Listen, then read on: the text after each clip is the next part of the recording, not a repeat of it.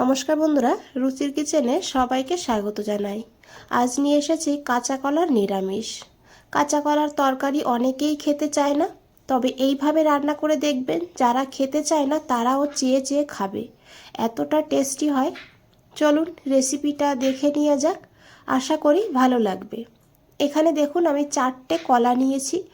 কলাগুলোকে এইভাবে কেটে নেব। প্রথমেই খোসাটাকে ছাড়িয়ে আমি জলের মধ্যে রেখে দিয়েছি।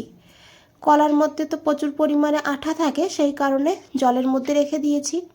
এখন কলাগুলোকে এইভাবে পাতলা করে কেটে নিয়েছি। খুব বেশি পাতলাও করিনি, আবার খুব বেশি মোটাও রাখিনি। দেখুন এইভাবে কলাগুলোকে কেটে নিতে হবে। এখন এই কলাগুলোকে আবারও জলের মধ্যে রেখে দেব। আর এই জলের মধ্যে একটু হলুদের গুঁড়ো দিয়েছি, দিয়ে ভালো করে মিশিয়ে সাইডে রেখে দিয়েছি 10 মিনিটের জন্য।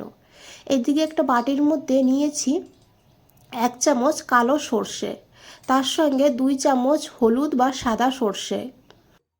রেসিপিটি একদমই ইউনিক, দেখতে থাকুন, ভালো লাগবে।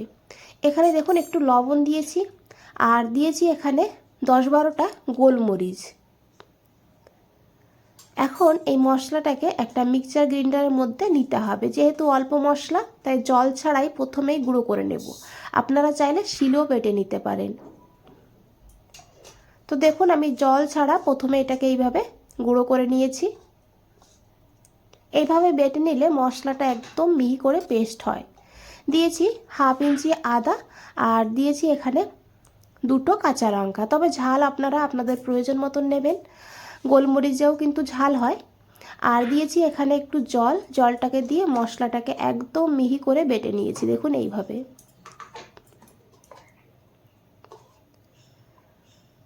মশলাটাকে সাইডে রেখে দেব। আর এদিকে দেখুন কলাগুলোকে তুলে নিয়েছি 10 মিনিট পর জল থেকে। আর এখন এই কলার মধ্যে দিয়েছি পরিমাণ মতন লবণ, অল্প করে দিয়েছি 1/4 চামচ মতন লবণ দিয়েছি, আর অল্প করে একটু হলুদের গুঁড়ো, আর দিয়েছি এখানে একটু লঙ্কার গুঁড়ো। আপনারা যদি ঝাল লঙ্কার গুঁড়ো না দিতে চান তাহলে এখানে কাশ্মীরি লঙ্কার গুঁড়োও দিতে পারেন। আর এখানে যে মশলাটা বানিয়ে রেখেছিলাম সেখান থেকে প্রায় 1/2 চামচ মশলা এখানে আমি দিয়ে দিয়েছি। আর দিয়েছি এখানে 1/2 চামচ বেসন। বেসনটা অবশ্যই দেবেন, বেসনটা দিলে কলার গায়ে মশলাগুলো লেগে থাকবে। আর বেসন যদি না দেওয়া হয় তাহলে কিন্তু কলাগুলো ভাজার সময় মশলাটা কড়াইয়ের গায়ে লেগে যাবে। বেসনের পরিবর্তে আপনারা এখানে চালের গুঁড়ো, ময়দা না হলে কর্নফ্লাওয়ার নিতে পারেন। দিয়ে ভালো করে মেখে নিয়েছি দেখুন এইভাবে। আর এদিকে দেখুন একটা কড়াইতে 2 চামচ সর্ষের তেল গরম করে নিয়েছি।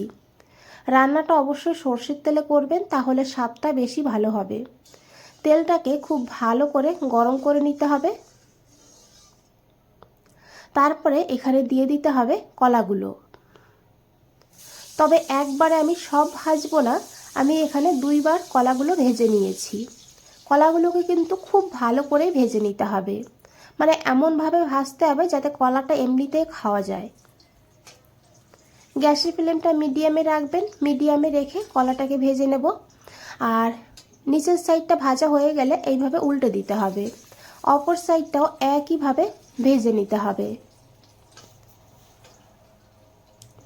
আর বন্ধুরা এই কলাগুলো কিন্তু এইভাবেও খাওয়া যায়, কলা ভাজা করে ভাতের সঙ্গেও খেতে দারুণ লাগে, এমনিও খেতে ভালো লাগে, আবার ডাল ভাতের সঙ্গেও কিন্তু দুর্দান্ত লাগে এইভাবে কলা ভেজে খেলে।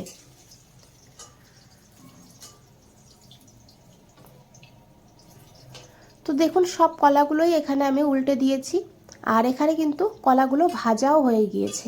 এইভাবে কলাটাকে ভেজে নিতে হবে। আর এখন এই কলাগুলোকে তুলে নিতে হবে, আর বাকি কলাগুলো একইভাবে ভেজে নিতে হবে।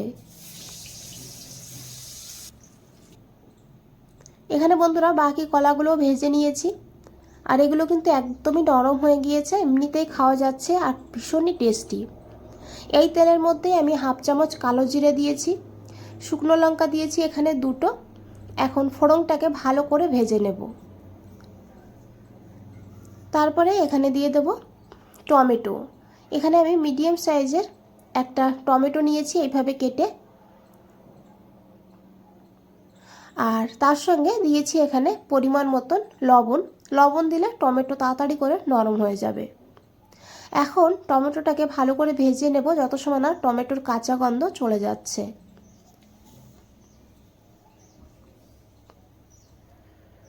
তো দেখুন বন্ধুরা, টমেটো নরম হয়ে গিয়েছে আর টমেটোর কাঁচা গন্ধটাও কিন্তু চলে গিয়েছে। এখন এখানে দিয়েছি হাফ চামচ কাশ্মীরি লঙ্কার গুঁড়ো। আমি এটা কালারের জন্য দিয়েছি, কালারটা ভালো হবে সেই কারণে, আপনারা দিতে না চাইলে নাও দিতে পারেন। হাফ চামচ হলুদের গুঁড়ো। আর এখন ভালো করে মিশিয়ে নেব।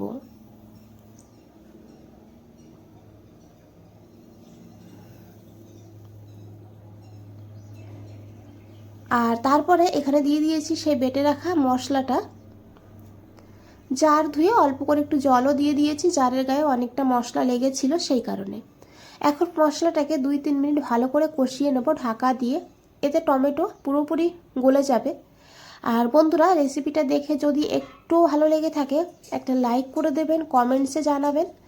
আর চ্যানেলে নতুন হলে চ্যানেলটাকে সাবস্ক্রাইব করে পাশে থাকবেন। তো দেখুন বন্ধুরা, মশলা থেকে তেল ছেড়ে দিয়েছে, এইভাবেই কিন্তু মশলাটাকে কষিয়ে নিতে হবে। কলার তো অনেক রেসিপি খেয়েছেন, তবে এইভাবে একবার হলেও রান্না করে দেখুন, গরম ভাতে দুর্দান্ত লাগে খেতে। এখন এখানে আমি ভেজে রাখা কলাগুলো দিয়ে দিয়েছি, দিয়ে ভালো করে কষিয়ে নিয়েছি। আর এখন এখানে দিয়ে দিতে হবে পরিমাণ মতো জল। কলাতে তো জল টানে, তো সেই বুঝে জলটা দিতে হবে। আর কলাগুলো তো সিদ্ধ হয়েই আছে, খুব বেশি সময় লাগবে না রান্না হতে। ভালো করে মিশিয়ে নিতে হবে। আপনারা যেমন ঝোল রাখবেন সেইভাবে জলটা এখানে দিতে পারেন। দেখুন ঝোলটা ফুটতে শুরু করেছে। এখন এখানে আমি দিয়েছি হাফ চামচ চিনি। চিনিটা পুরোপুরি অপশনাল, তবে দিলে টেস্টটা ভালো হয়। চিনিটাকে দিয়ে খুব ভালো করে মিশিয়ে নিয়েছি। তারপরে দিয়েছি এখানে কাঁচা লঙ্কা, সুন্দর ফ্লেভারের জন্য 2টো কাঁচা লঙ্কা দিয়েছি। ঢাকা দিয়ে 5 মিনিট লো টু হাই ফ্লেমে রান্না করে নিয়েছি। 5 মিনিট পর ঢাকনাটা খুলে নিয়েছি। দেখুন কতটা লোভনীয় লাগছে। এইভাবেই নামাতে হবে, ঠান্ডা হওয়ার পরে আরেকটু ঝোলটা টেনে যাবে। কলাগুলো তো সিদ্ধ হয়েই গিয়েছে। 1 চামচ কাঁচা সর্ষের তেল দিতে হবে, যেহেতু সর্ষে বাটা আছে দারুণ ফ্লেভার হবে। ঢাকা দিয়ে গ্যাস বন্ধ করে 5 মিনিট রেখে দিয়েছিলাম। 5 মিনিট পর ফিরে এসেছি। দেখুন কতটা লোভনীয় লাগছে দেখতে, ভাতের সঙ্গে দুর্দান্ত লাগে খেতে। একবার হলেও বানিয়ে দেখুন, তারপরে আমাকে কমেন্টসে জানান আপনাদের কেমন লেগেছে।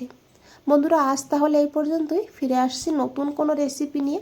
ভালো থাকবেন, সুস্থ থাকবেন। সবাইকে অনেক অনেক ধন্যবাদ এত সময় ধৈর্য ধরে রেসিপিটা দেখার জন্য।